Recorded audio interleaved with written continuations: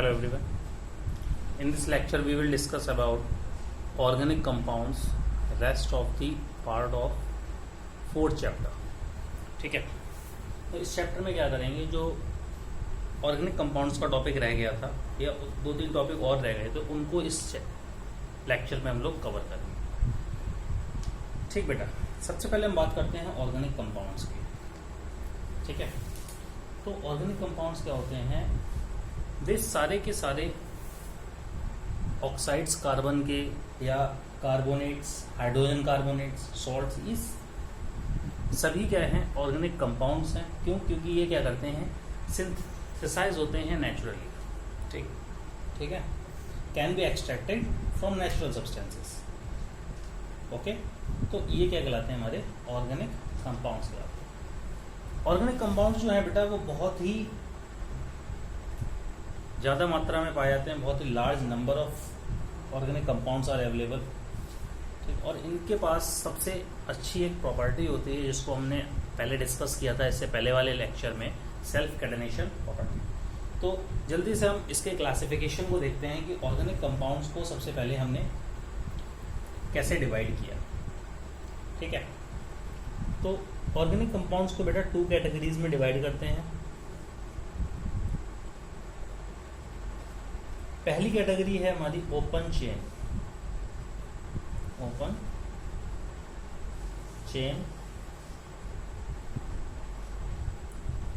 Compounds.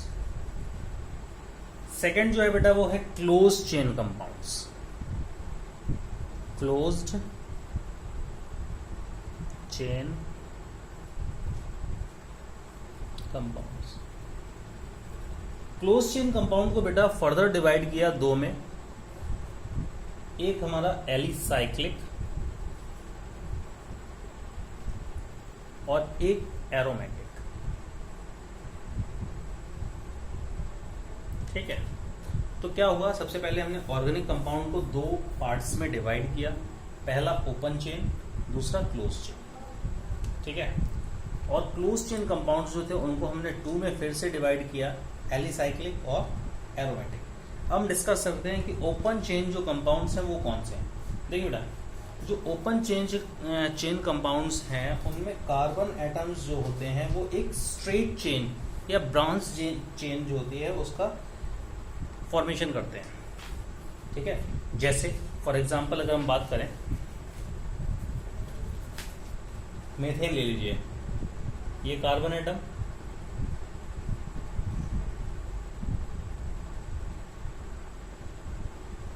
ठीक है, ये जो है वो ओपन है. ठीक है, कहीं से भी क्लोज नहीं है. या कोई और ले लीजिए, इथीन ले लीजिए, सी, सिंगल बॉन्ड सी, इन सब पे एच लगेगा, हाइड्रोजन. ठीक है, तो कहने का मतलब क्या है कि ओपन चेन जो भी हमारे कंपाउंड्स होते हैं उनमें कार्बन क्या करता है? इस स्ट्रेट लाइन बनाता है या फिर ब्रांच्ड चेन बनाता है, जिससे क्या होता है? वो स्ट्रक्चर कैसा रह जाता है? ओपन रह जाता है. ठीक है, सीधी सी बात जाननी है एक ही की, जिसमें कार्बन एटम जो है वो चारों तरफ से खुला हुआ है, ओपन है, जो कंपाउंड्स का स्ट्रक्चर उसको हम कहेंगे ओपन कंपाउंड. और अगर बुकिश लैंग्वेज चाहिए तो ऐसे कंपाउंड्स जिनमें ओपन चेन पाई जाती है कार्बन एटम्स की, या तो वो स्ट्रेट चेन हो या ब्रांच चेन हो नेचर में. ठीक है, यानी तो उसको हम क्या कहेंगे? ओपन चेन कहेंगे. अब इस ओपन चेन या ब्रांच चेन को बेटा हमने टू में कैटेगरी किया, दो में वर्गीकृत किया, एक सैचुरेटेड और एक अनसैचुरेटेड. ठीक है, इसे मिटा दें एग्जांपल. अब ये ओपन चेन बेटा यहां पर टू टाइप्स का हो गया. एक सैचुरेटेड हो गया, एक हो गया अनसैचुरेटेड. ठीक है, अब दिमाग में बात आई कि सैचुरेटेड क्या है और अनसैचुरेटेड क्या है. तो सैचुरेटेड कंपाउंड्स कौन से कंपाउंड्स होते हैं? ऐसे कंपाउंड्स बेटा जिनमें कार्बन कार्बन एटम के बीच में सिंगल बॉन्ड पाया जाता है. ठीक है, सैचुरेटेड कंपाउंड्स कौन से होते हैं? ऐसे ऑर्गेनिक कंपाउंड जिनमें कार्बन और कार्बन के बीच में सिंगल बॉन्ड पाया जाता है, वो हमारे कहलाते हैं सैचुरेटेड कंपाउंड्स या सैचुरेटेड ऑर्गेनिक कंपाउंड्स। ठीक है, फॉर एग्जांपल इथेन की बात कर दें, सी सिंगल बॉन्ड सी, यहाँ पर सब पे एच लगा दीजिए। ठीक है, ये इथेन हो गया। डिस्कस करते हैं सैचुरेटेड के बारे में। बहुत कुछ है बेटा इसमें। इसका जनरल फॉर्मूला क्या है, ठीक है, कौन सी सीरीज आएगी इसके अंतर्गत, फर्स्ट मेंबर क्या है सैचुरेटेड ऑर्गेनिक कंपाउंड्स का। ठीक है, तो सैचुरेटेड में अगर हम बात करें बेटा, तो ऐसे ऑर्गेनिक कंपाउंड जिनमें कार्बन और कार्बन एटम के बीच में सिंगल बॉन्ड पाया जाता है, उनको हम कहते हैं सैचुरेटेड। ठीक, और अनसैचुरेटेड कौन से होते हैं? जिनके बीच में डबल बॉन्ड पाया जाता है या ट्रिपल बॉन्ड पाया जाता है, उनको कहते हैं अनसैचुरेटेड अनसैचुरेटेड ऑर्गेनिक कंपाउंड। ठीक है, नेक्स्ट हम बात करते हैं, अभी हमने ओपन चेन डिस्कस कर लिया, नेक्स्ट करते हैं क्लोज चेन या साइक्लिक कंपाउंड्स। क्लोज चेन में क्या होता है बेटा, एक क्लोज्ड फिगर बन जाता है, एक रिंग टाइप की बन जाती है या साइकिल टाइप की बन जाती है। इस तरह से जो हमारे ऑर्गेनिक कंपाउंड्स बॉन्डेड होते हैं, जिससे कोई एक रिंग बन जाए या साइकिल बन जाए, ठीक है, उसको हम कहेंगे क्लोज चेन या साइक्लिक। एक क्लोज चेन या साइक्लिक कंपाउंड या ऑर्गेनिक कंपाउंड को बनाने के लिए कम से कम 3 कार्बन एटम की आवश्यकता पड़ेगी। देखिए कैसे, अगर हम कहें साइक्लोप्रोपेन, मैं बताऊंगा आपको सिंगल कार्बन एटम तो क्या लगेगा, 2 कार्बन एटम तो क्या लगेगा, 3 है तो क्या लगेगा, वो आगे डिस्कस करेंगे, बिल्कुल भी घबराना नहीं है। तो एक साइक्लिक कंपाउंड बनाने के लिए या क्लोज चेन बनाने के लिए कार्बन एटम्स की हमें कम से कम मिनिमम कितने कार्बन एटम चाहिए? 3। ठीक है, minimum of 3 carbon atoms required. 3 carbon atoms जो क्लोज चेन बनेगी, वो देखो किस तरह से बनेगी, सी सी और ये सी। ठीक है, अब इसकी वैलेंसी देखो कितनी पूरी हो रही है, 2 2 4, तो यहाँ पर हाइड्रोजन लगने हैं। ठीक है, इसी प्रकार से बेटा यहाँ पर हाइड्रोजन, तो 2 हाइड्रोजन दोनों से लगेंगे। ठीक है, तो इसको हम इस तरह से भी लिख सकते हैं, CH2 और ऊपर CH2। ठीक है, तो ये क्या है, हमारी एक close chain. Minimum 3 carbon atoms होने चाहिए, तब एक क्लोज चेन बनेगी। ठीक है, या साइक्लिक कंपाउंड बनेगा। ओके, ठीक है, अब बात करते हैं एरोमेटिक कंपाउंड्स की। वैसे ये आपके सिलेबस में नहीं है, मैंने सिर्फ आपको बता दिया क्योंकि ये सिलेबस से हटा दिया गया है। ठीक है, तो इतना समझ लो कि सबसे पहले क्या हुआ, ऑर्गेनिक कंपाउंड को हमने 2 में क्लासीफाई किया, पहला ओपन चेन, दूसरा सेकेंड चेन ऑर्गेनिक कंपाउंड्स। ठीक है, तो ओपन चेन वाली जो थी बेटा, उसको हमने फर्दर 2 में डिवाइड किया, सैचुरेटेड ऑर्गेनिक कंपाउंड्स और अनसैचुरेटेड ऑर्गेनिक कंपाउंड। ऐसे ही बेटा क्लोज्ड चेन जो कंपाउंड्स थे, उनको हमने 2 में डिवाइड किया था, एलिसाइक्लिक और एरोमेटिक। ठीक है, नेक्स्ट टॉपिक हम देखते हैं हाइड्रोकार्बन्स। मोस्ट इंपॉर्टेंट टॉपिक है, इससे भी बहुत कुछ हटा दिया गया है इस साल आपके सिलेबस में। ठीक है, तो हमें क्या करना है, सिर्फ एक ओवरव्यू लेना है इनके बारे में, ज़्यादा डिटेल में नहीं जाना है। ठीक है, लेकिन फिर भी इतना ऊपर से भी नहीं जाना है कि कोई टॉपिक हमारा छूट जाए। ठीक है, ओके, नेक्स्ट आता है हाइड्रोकार्बन।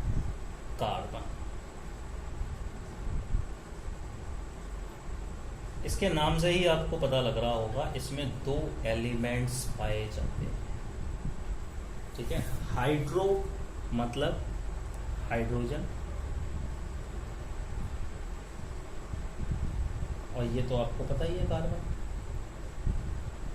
ठीक है, तो कहने का मतलब ऐसे कंपाउंड्स जो हाइड्रोजन और कार्बन के कॉम्बिनेशन से बनते हैं उनको क्या कहते हैं? हाइड्रोकार्बन्स कहते हैं।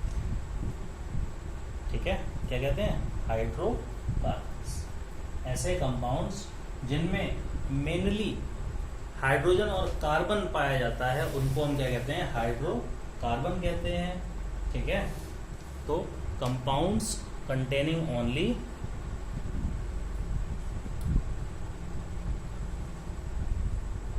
compounds containing only hydrogen and carbon are known as hydrocarbon। बात समझ में आ गई बेटा? ठीक है, ऐसे कंपाउंड जिनमें केवल हाइड्रोजन और कार्बन पाया जाता है उसको हम कहते हैं हाइड्रोकार्बन। ठीक है, ये सबसे सिंपलेस्ट ऑर्गेनिक कंपाउंड्स होते हैं, इसलिए इनको क्या कहते हैं? हम पेरेंट ऑर्गेनिक कंपाउंड भी कहते हैं। ठीक है, क्या कहते हैं? अदर नाम जो दिया गया है इनका क्या दिया गया है? Parent organic compound. क्यों कहा गया है इनको? क्योंकि ये कैसे होते हैं? सबसे सिंपलेस्ट ऑर्गेनिक कंपाउंड होते हैं। ठीक है, और जितने अदर ऑर्गेनिक कंपाउंड्स हैं वो सारे के सारे इन्हीं से डिराइव्ड होते हैं। कैसे डिराइव्ड होते हैं? देखिए, या तो एक या उससे अधिक हाइड्रोजन आइटम्स को रिमूव कर देते हैं या रिप्लेस कर देते हैं। ठीक है, आगे डिस्कस करेंगे कि कैसे ही हाइड्रोकार्बन से ही बाकी के सारे ऑर्गेनिक कंपाउंड जो हैं वो डिराइव्ड हुए हैं। सिर्फ यहाँ पर क्या बात याद करनी है कि हमें कि हाइड्रोकार्बन के ऐसे ऑर्गेनिक कंपाउंड्स हैं जिनमें मेनली हाइड्रोजन और कार्बन ही मौजूद रहता है। दूसरी चीज, इनको हम पेरेंट ऑर्गेनिक कंपाउंड कहते हैं। क्यों? क्योंकि ये सबसे सिंपलर ऑर्गेनिक कंपाउंड्स हैं और बाकी के जितने ऑर्गेनिक कंपाउंड्स हैं वो इनसे ही डिराइव्ड हुए हैं। ठीक है, गॉट इट? ओके, तो बेटा हाइड्रोकार्बन्स को डिवाइड किया है आगे दो पार्ट्स में। पहला हम बात करते हैं सैचुरेटेड हाइड्रोकार्बन, सैचुरेटेड हाइड्रोकार्बन, और दूसरा बेटा अनसैचुरेटेड हाइड्रोकार्बन, अनसैचुरेटेड हाइड्रोकार्बन। ठीक है, सेम है कि सैचुरेटेड हाइड्रोकार्बन्स कौन से होंगे? जिनके ऐसे ऑर्गेनिक कंपाउंड्स या ऐसे हाइड्रोकार्बन जिनमें कार्बन कार्बन के बीच में सिंगल बॉन्ड पाया जाएगा वो हमारे क्या होंगे? सैचुरेटेड हाइड्रोकार्बन होंगे। ठीक है,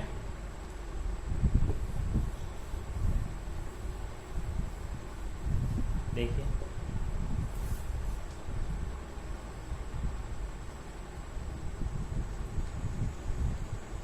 सैचुरेटेड हाइड्रोकार्बन।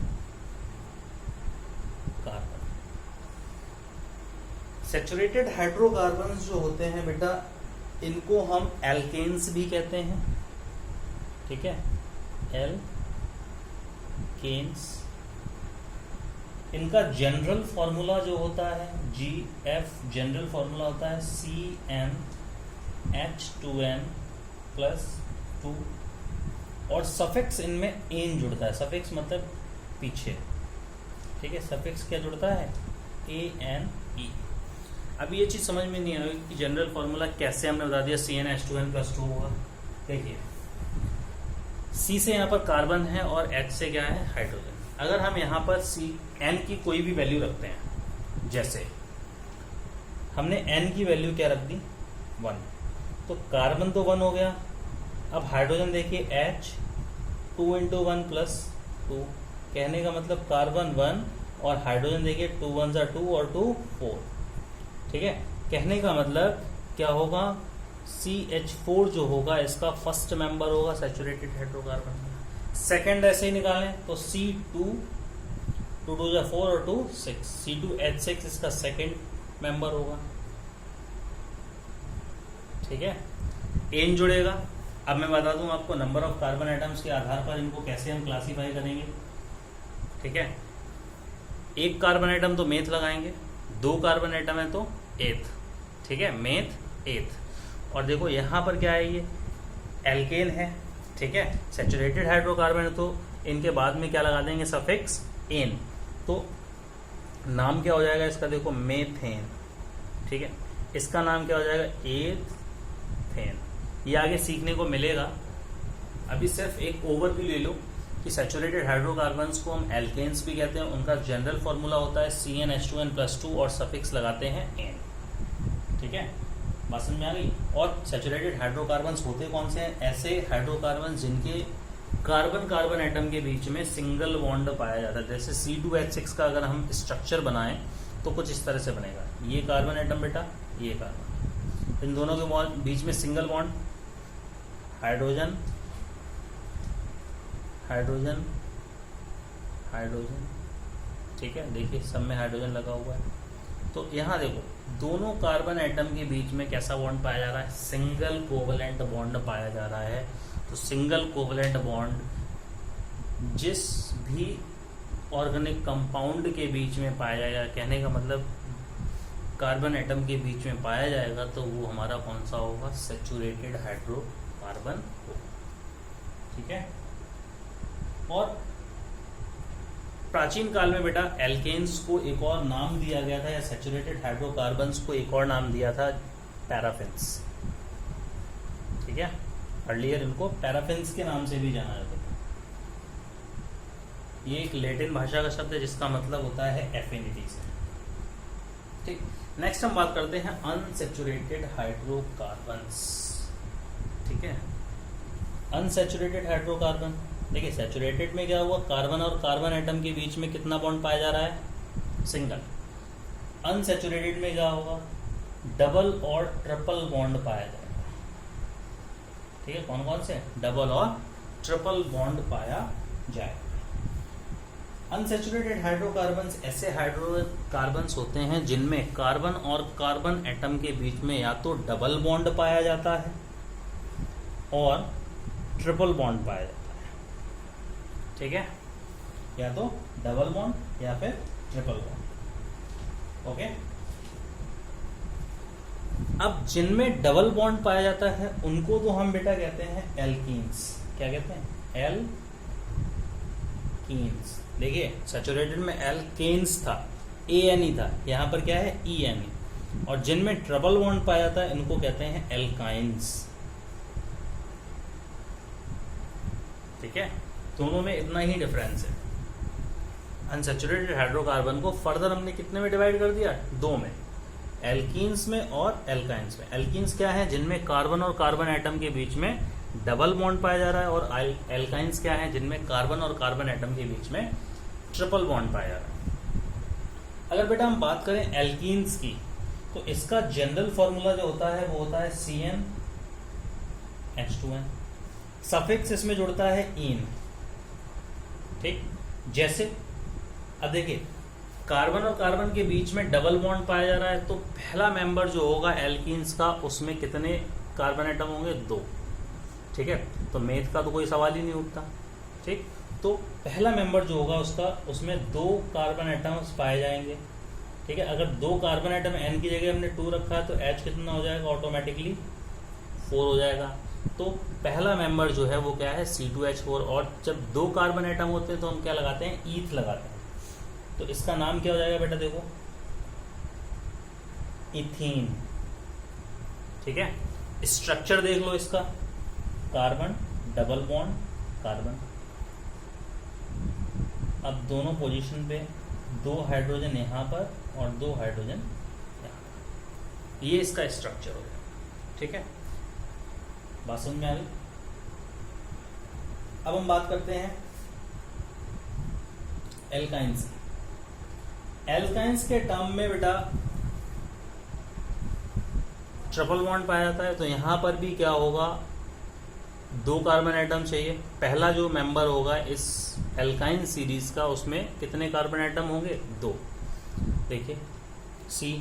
अब हमने इसका जनरल फॉर्मूला क्या हो जाएगा, CnH2n-2, क्योंकि यहां पर क्या हो रहा है, कार्बन के बीच में ही बैलेंसी ज़्यादा शेयर हो रही है, यानी कार्बन कार्बन एटम क्या कर रहा है, अपने इलेक्ट्रॉन्स के बीच में ही क्या कर रहा है, कोवलेंट बॉन्ड बना रहा है। ठीक है, तो जनरल फॉर्मूला CnH2n-2। ठीक, सफिक्स क्या जुड़ेगा इस केस में, आइन। ठीक है, तो पहला मेंबर जो हो जाएगा इसका क्या हो जाएगा, C2H2। ठीक है, C2H2, जिसको हम क्या कहेंगे, इथाइन। ठीक, बात समझ में आ गई कि नहीं? ओके, तो मैंने आपको हाइड्रोकार्बन्स के बारे में बताया। हाइड्रोकार्बन्स क्या होते हैं? हाइड्रोकार्बन्स ऐसे ऑर्गेनिक कंपाउंड्स होते हैं जिनमें मेनली हाइड्रोजन और कार्बन एलिमेंट ही प्रयुक्त होते हैं। हाइड्रोकार्बन बेटा पेरेंट ऑर्गेनिक कंपाउंड भी कहा जाता है। क्यों कहा जाता है? क्योंकि बाकी के जितने भी ऑर्गेनिक कंपाउंड हैं वो इन्हीं से ड्राइव्ड होते हैं। ठीक, हाइड्रोकार्बन को हमने 2 पार्ट्स में डिवाइड किया। पहला सैचुरेटेड हाइड्रोकार्बन, दूसरा अनसैचुरेटेड हाइड्रोकार्बन। सैचुरेटेड हाइड्रोकार्बन में मैंने बताया कार्बन और कार्बन एटम के बीच में कौन सा बॉन्ड पाया जाता है, सिंगल कोवलेंट बॉन्ड पाया जाता है। लेकिन अनसैचुरेटेड में डबल और ट्रिपल बॉन्ड पाया जाता है। अब डबल और ट्रिपल बॉन्ड के आधार पर बेटा अनसैचुरेटेड को हमने फर्दर फिर 2 में डिवाइड कर दिया। पहला एल्कीन, दूसरा एल्काइंस में। ठीक है, दोनों के जनरल फॉर्मूला बता दिया। एल्कीन्स का CnH2n, एल्काइंस का CnH2n-2। ठीक है, इसमें सफिक्स इन लगाते हैं, इसमें आइन लगाते हैं। अब हम जल्दी से इनके कुछ मेंबर्स के बारे में बात कर लेते हैं। ठीक है, फिर होमोलोगस सीरीज के बारे में बात करेंगे। देखो, उससे पहले एक चीज जान लो कि कार्बन एटम्स, कितने कार्बन एटम्स पे हम कौन सा क्या लगाएंगे। ठीक है, तो रूट वर्क क्या होगा कार्बन एटम्स के लिए वो देखो, उसके बाद हम इसकी सीरीज के ऊपर बात करते हैं। Root word for carbon atoms. ठीक है, देखो अगर एक carbon atom, number of C atom, और रूट वर्ड क्या लगेगा। अगर बेटा एक कार्बन एटम है तो लगाएंगे हम मेथ। क्या लगाएंगे? मेथ। ठीक, अगर 2 कार्बन एटम है यानी C1 है तो मेथ। C2 अगर है तो हम क्या लगाएंगे? एथ। 3 कार्बन एटम है, कहने का मतलब C3, तो क्या लगाएंगे? प्रोप। 4 कार्बन एटम है तो लगाएंगे ब्यूट। 5 कार्बन एटम अगर है तो पेंट। 6 कार्बन एटम है C6 तो लगाएंगे हेक्स। 7 कार्बन एटम अगर है बेटा तो हेप्ट। 8 कार्बन एटम अगर है तो ऑक्ट। 9 कार्बन एटम्स के लिए नॉन, और 10 कार्बन एटम्स के लिए डेक। और भी है बेटा 11 अनडेक, 12 डोडेक। तो ये सब हमें इतना ज़्यादा नहीं जाना है क्योंकि हमारे सिलेबस में कितने 10 तक मुश्किल से प्रयुक्त होंगे, और इस बार नोमेनक्लेचर हटा दिया है तो इसकी जरूरत भी नहीं पड़ेगी। लेकिन फिर भी इतना पता होना चाहिए कि अगर कोई हाइड्रोकार्बन्स की चेन दी है तो सबसे पहले तो हम क्या करेंगे,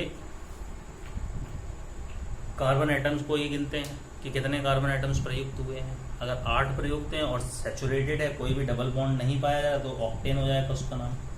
ठीक है, अगर डबल बॉन्ड पाया जा रहा है तो ऑक्टीन हो जाएगा, ट्रिपल बॉन्ड पाया जा रहा है तो ऑक्टाइन हो जाएगा। ठीक है, as per number of carbon atoms available in the chain. ठीक है, वेदर इट इज साइक्लिक और नॉन साइक्लिक। ठीक है, तो ये चीज याद रखिएगा कि रूट वर्ड कौन सा, नंबर ऑफ कार्बन एटम के लिए हम कौन सा यूज करते हैं। 1 कार्बन के लिए मेथ, 2 के लिए eth, prop, but, pent, hex, hept, oct, non, dec. Etcetera. ठीक, और भी आगे हमें इतनी ज़रूरत पड़ेगी। ओके, तो सबसे पहले हम देखते हैं जो अभी एल्कीन्स और एल्काइंस के बारे में हमने बात की थी, इनके 5 मेंबर्स देख लेते हैं। उसके बाद में हम होमोलोगस सीरीज को डिस्कस करेंगे। ठीक है, वो ज़्यादा समझ में आएगी इनसे, तो इधर लिखना एल्केन्स, एल्कीन्स एंड एल्काइंस। इसका तो हो जाएगा बेटा मेथेन, फिर इथेन, फिर प्रोपेन, फिर butane and then pentane. Only 5 elements लिख रहा हूं मैं इनके। ठीक है, मेंबर।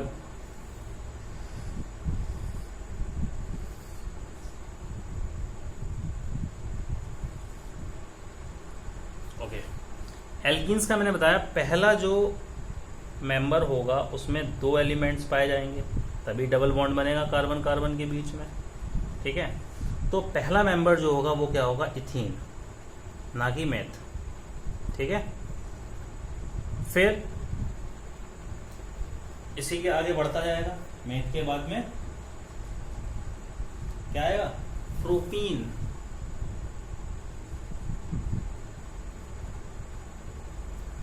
ठीक है, फिर ब्यूटीन,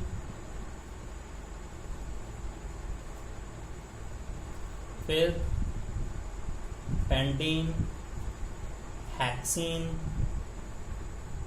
ओके, इसी प्रकार से यहां पर क्या होगा, देखो इथाइन,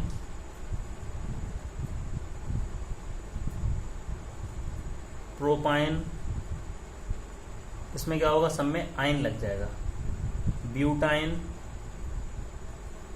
PNTYNE, ऐसे यहां पर। ठीक है, तो ये जो है वो कुछ मेंबर्स हैं, 5 मेंबर्स हैं प्रत्येक के, सैचुरेटेड अनसैचुरेटेड के दोनों के।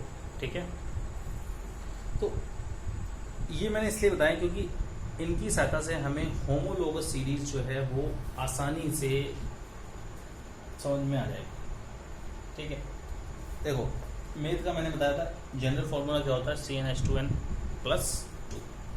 ठीक है, तो इसका क्या हो जाएगा, CH4। ठीक, एथेन का अगर हम बात करें तो C2H6, प्रोपेन का अगर हम बात करें C3H8।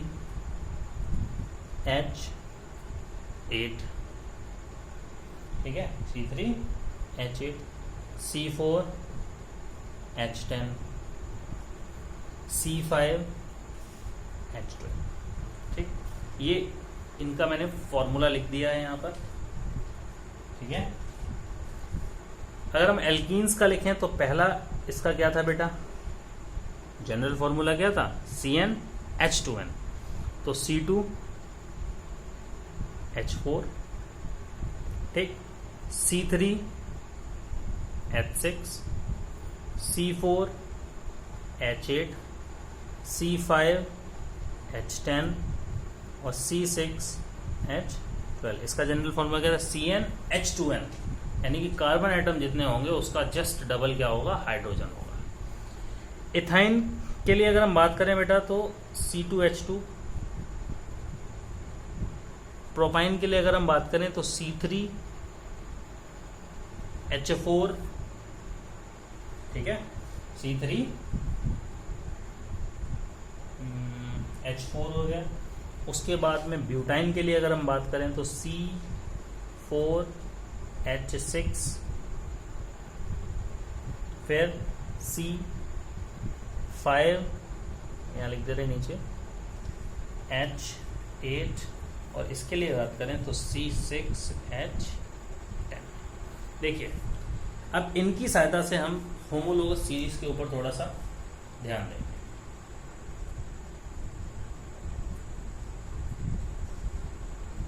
होमोलोगस सीरीज, देखो होमोलोगस सीरीज क्या होती है बेटा, ऐसा ग्रुप होता है ऑर्गेनिक कंपाउंड्स का जिसमें ऐसे ऑर्गेनिक कंपाउंड्स को व्यवस्थित किया जाता है जिनका जो स्ट्रक्चर है वो सेम होगा, ठीक है, और जिनकी प्रॉपर्टीज जो होंगी वो भी सेम होगी, यानी केमिकल प्रॉपर्टीज जो होंगी वो सेम होगी, और जो जस्ट आगे वाला मेंबर आएगा वो डिफर होगा किससे, CH2 से। CH2 से क्या होगा, डिफर होगा। तो होमोलोगस सीरीज को हम कह सकते हैं ए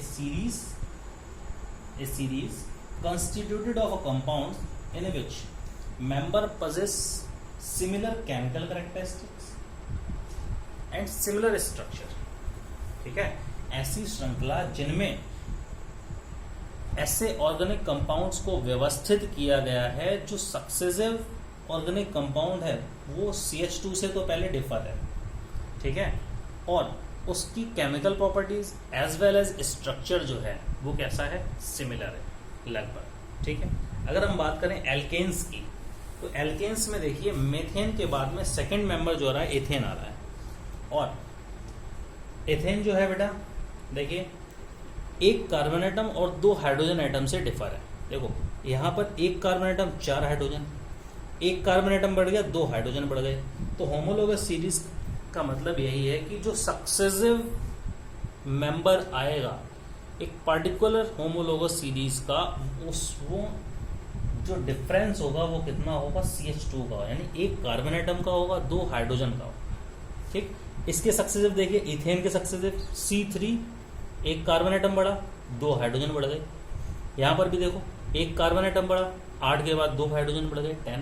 तो ये क्या है, एक होमोलोगस सीरीज है किसकी, एल्केन्स की, ये होमोलोगस सीरीज है एल्कीन्स की, और ये होमोलोगस सीरीज है एल्काइंस की, ठीक है। क्लियर हो गई होमोलोगस सीरीज। तो होमोलोगस सीरीज क्या होती है, ए सीरीज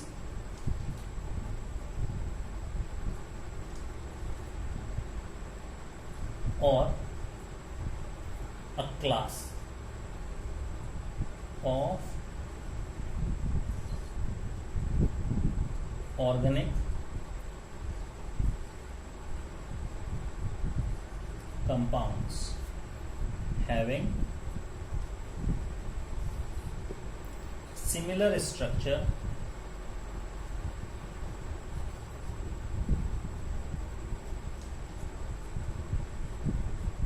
and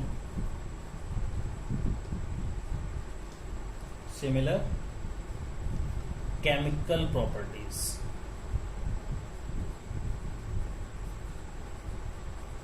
ये तो होमोलोगस सीरीज होगी। और एक चीज और बेटा इसमें कि इन विच सक्सेसिव, यानी आने वाला जस्ट बाद वाला successive compound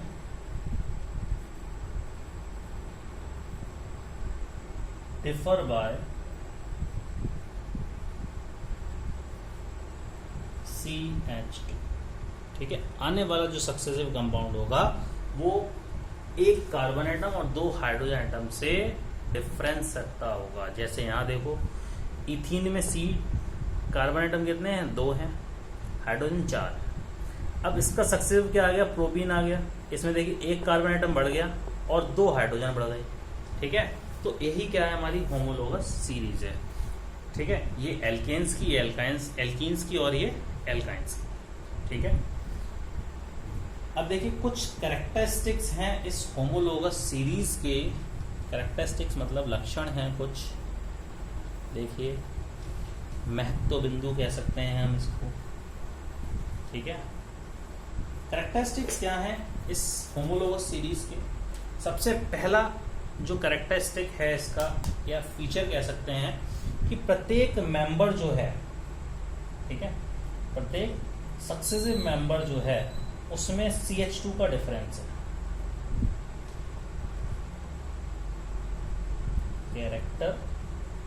characteristics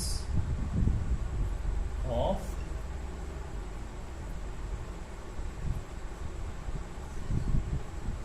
homologous series, ठीक है। तो तो पहला कैरेक्टरिस्टिक क्या है कि प्रत्येक मेंबर जो होगा वो डिफर होगा CH2 से, ठीक है। Each member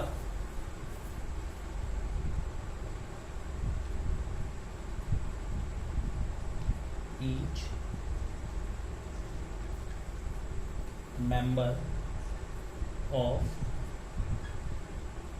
series differs from preceding मतलब उससे पहले वाले से,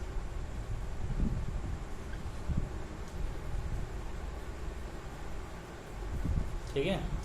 और सक्सीडिंग मतलब उसके बाद वाला,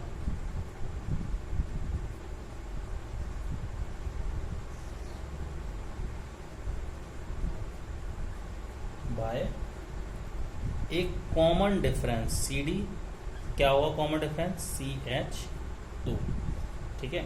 यानी कि उससे ऊपर वाला मेंबर हो चाहे एक पर्टिकुलर मेंबर के जस्ट नीचे वाला मेंबर हो, उन दोनों में डिफरेंस जो होगा वो कितने का होगा, CH2 का होगा, ठीक है।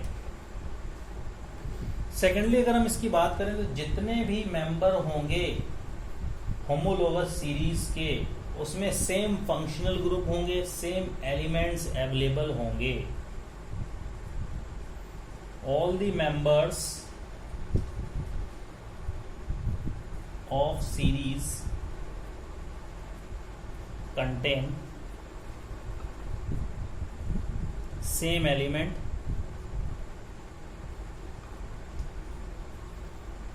And same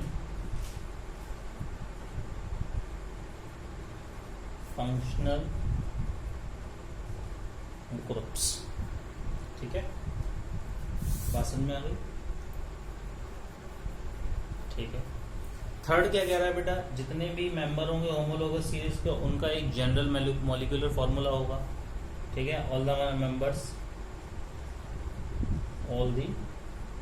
members have same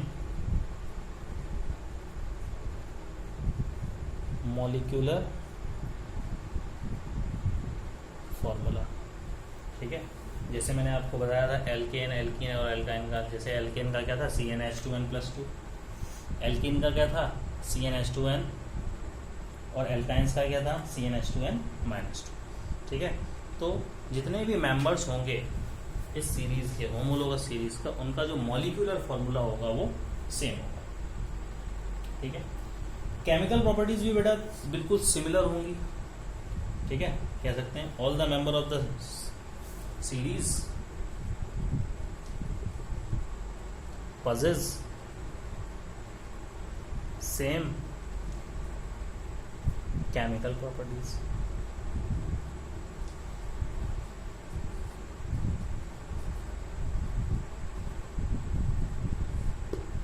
ठीक है।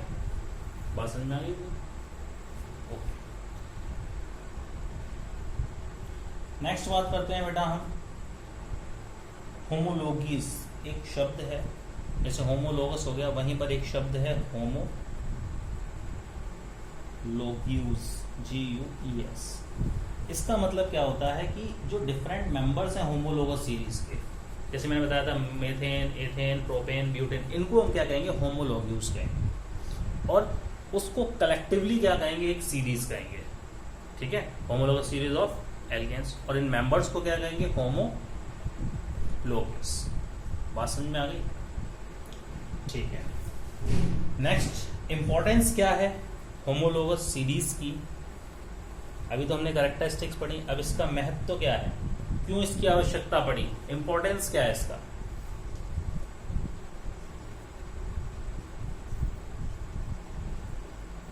Importance of homologous series. देखिए बेटा, इसकी सहायता से क्या कर सकते हैं हम, सक्सेसिव जो मेंबर है किसी भी पर्टिकुलर होमोलोगस सीरीज का, उसको प्रेडिक्ट कर सकते हैं। क्यों कर सकते हैं, क्योंकि जो सक्सेसिव मेंबर होगा उसमें क्या होगा, एक कार्बन एटम बढ़ जाएगा और 2 हाइड्रोजन एटम बढ़ जाएंगे, ठीक है। तो it helps to predict, it helps to predict the properties of the members in series.